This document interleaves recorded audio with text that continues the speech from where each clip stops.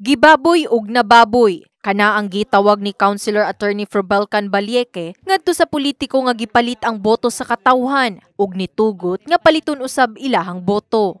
Mubutho na usab matud pa ang vote buying nga issue kini tungod kasagsagan na sa barangay ug sangguniang kabataan election.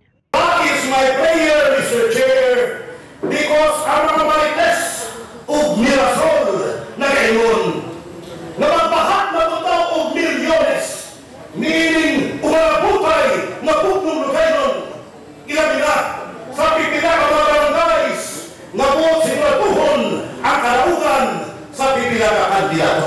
Ngit-ngit matud pa ang estado sa syudad kung mapadayon ug dili isugdan pakgangon ang isyong vote buying. Kinaangkon ka na mabutan ng general makaangko ng eleksyon instrumento alang sa atong pagbatulog reforma, kausapan o kalambukan sa kadiliman. Nga matag-eleksyon ay ang pagbotang ekspresyon sa ng kahum isip katawahan. Ubos matud pa ang political maturity ning nasod tungod sa ginabuhat nga kwarta-kwarta nga eleksyon. Those potential leaders who are sincere, honest, and qualified will just shy away from participating in the election. Dahil wala nang ibubugang, wala nang ilalaban sa mga pera na may pera ng mga kandidato. Makabatong tao, malinaw nga ang gobyerno sa atong sosyedad, particularly sa barangay level, akong paghangyo, akunta, no?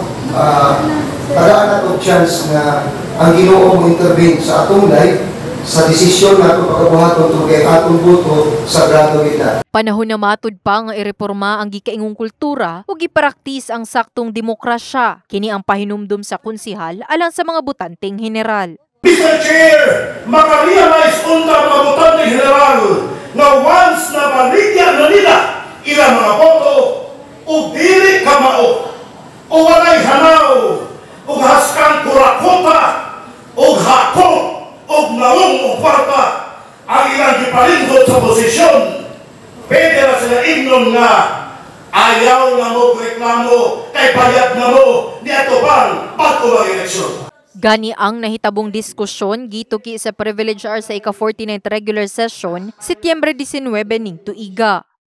In the heart of changing lives. Kini si Brigada Liza Labajo sa Brigada News Jansan. Brigada News.